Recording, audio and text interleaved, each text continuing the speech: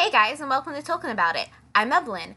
Before we get started, I just wanted to say that this bonus episode got a little on the long side, so we're going to split it in half, and we'll release the first half this time, and then the next half the next time. But thank you guys so much for continuing to listen. We hope that you really enjoy these bonus episodes during this crazy time in our lives. Hey, I'm Evelyn. And I'm Robert. And we're talking about it. Well, apparently we're doing a surprise bonus episode because I haven't a clue as what Evelyn has up her sleeve. That is true. I decided to let my dad have a little bit of a break, and I did all the research and prep for this bonus episode.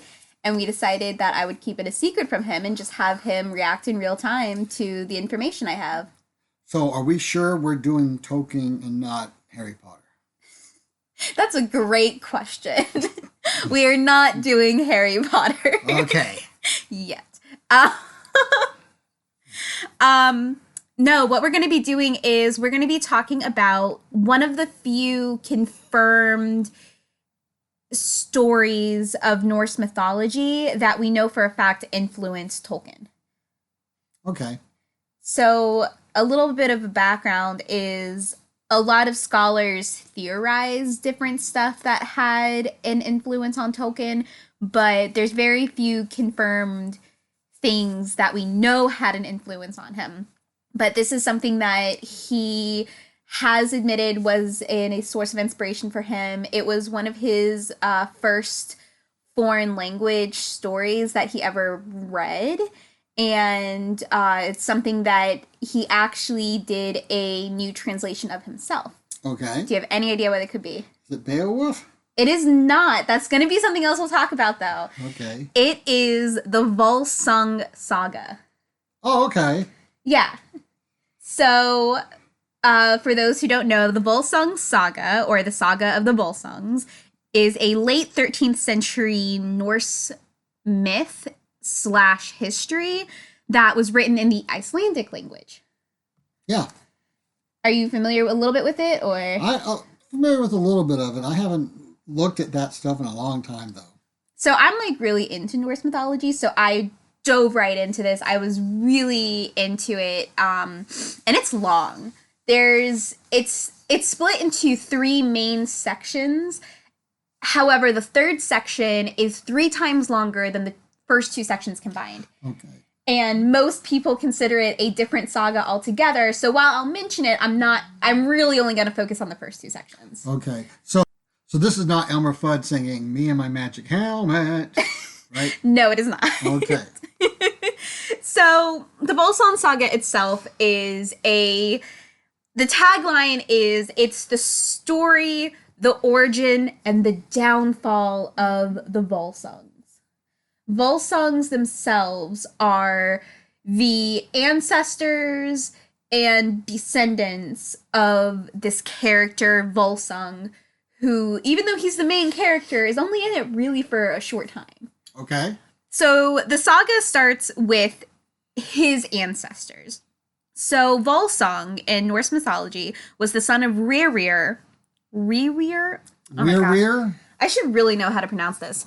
And Rerir. since I can't read your writing, I have no idea what you're trying to pronounce. I'm going to say it's Rerir. That's how I've been saying it. Rear ear? Rerir. It's Rerir.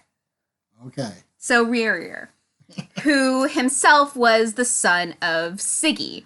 Now, some of you might recognize the name Rerir, again spelled Rerir, because there's actually a mountain in Middle-earth named for him. Awesome. So there's your first influence there already. So Siggy was the son of Odin. He was a son of Odin, where Yes. Odin had a lot of kids. The expression is he spread his seed, and I hate that expression, so I'm only going to use it once. What was that again? No. So Siggy was a son of Odin, and he went on some adventures and then eventually became the king of Hunaland. But he was killed by his wife's jealous brothers, essentially, because why does he have the power? So Rear Because he's avenged He-Man. apparently. Okay. So Rear avenged the death of Siggy, and then he became the king of Hunaland. But him and his wife, they struggled to have a child for many years. And so the goddess Frigg, who is the goddess of fertility and is also the wife of Odin, decided to bless them with a child. So Rear's wife was pregnant for 6 years.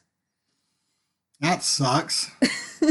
She was pregnant for 6 years, and then she's basically about to die, so she's like, give me a frickin' C-section. So they do, and all of a sudden, Volsung springs out, fully grown, and he's able to comfort his mother as she dies. Okay. So that's how Volsung is born. Okay. So Volsung becomes the king of Hunaland, and he ends up married to the giantess Helgjud. Okay. They have 10 sons and 1 daughter. The one daughter is twins with their oldest son, Sigmund. So Signy is the daughter, and Sigmund is the son, and they're the oldest, and they're twins. So later on down the years, Signy is wed to a king Siggeir, and Odin just shows up to the wedding, because why not, right? Right. And he stabs a tree with a sword and is like, whoever grabs the sword is the real king. And Siggeir can't pull it out, and so he's like offended because he's a king from a neighboring kingdom, and he's just offended by all of this because Odin just likes to be messy. And so he's offended, and this leads to like just a long series of revenge killings. You know how the Norse do. Yeah, me and my magic helmet. Basically, well, he don't got that magic sword. So finally, Siggeir lures Volsung and his 10 sons into a trap where Volsung is killed. So like I said, he's not a main character for long. Like, at all. And then his sons are put in prison, and then, like, one by one, a she-wolf comes in the night and just kills them and eats them. Except for the oldest son. And he is saved by his twin sister, Signy. And they go ahead and hide out in the woods. And she has 2 sons by her husband at this point, and she takes them to the woods as well. And they're raised to avenge the Volsung legacy. However, they fail a test of bravery. So Signy tells her brother, just kill them, they're not worthy. Fail a test of bravery. Yeah. What type of test of bravery? It involved bears. Okay. Yeah. So their mom's just like, nope, you guys aren't worthy, die. And then it gets kind of Game of Thrones, and she is able to trick her brother into sleeping with her, and then they have a son named Sifjolt. God, I've got to pronounce this. Sinfjolti. Sure. Yeah, I'm going to go with Sinfjolti. And he is nothing but Volsung's blood because both of his parents are siblings, and it's gross. But he is raised purely to avenge his family and kill Sigurd. And he does. So he kills Sigurd with Sigmund, his uncle dad, and Sigmund becomes king. Okay, so you said this is a source. Yes. Only thing I see related so far is a name. Just wait. I know, but, just wait. but Tolkien doesn't have all that infighting. No, he doesn't. Or at least not that I'm aware of. Doesn't have all that infighting, all that, siblings sleeping together. Yeah, that's really Game of Thrones. All that kind of stuff. But just wait. You're gonna see it in a second. Okie dokie. Okay. So that's the last we hear of Sinfjolti. He does what he was meant to do, and he's like, all right, bye, I'm gonna go live in the woods.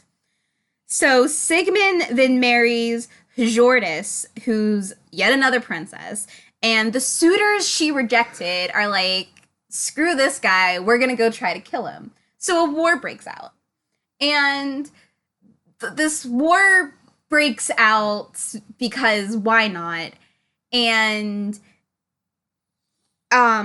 Sigmund's sword breaks at a crucial moment by a wandering vagabond who is revealed to be Odin, and that changes the tide of battle, and he's mortally wounded.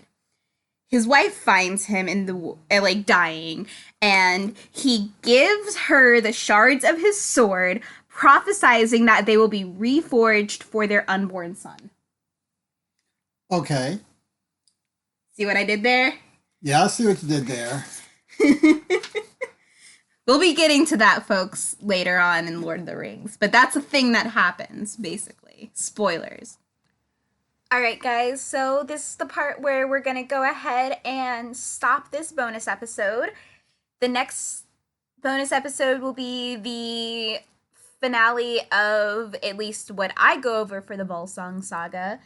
And you'll see why I do not talk about the third part then as well. Alright, I've been Evelyn. My dad was Robert, who's not here during editing, and we've been talking about it. See you next time.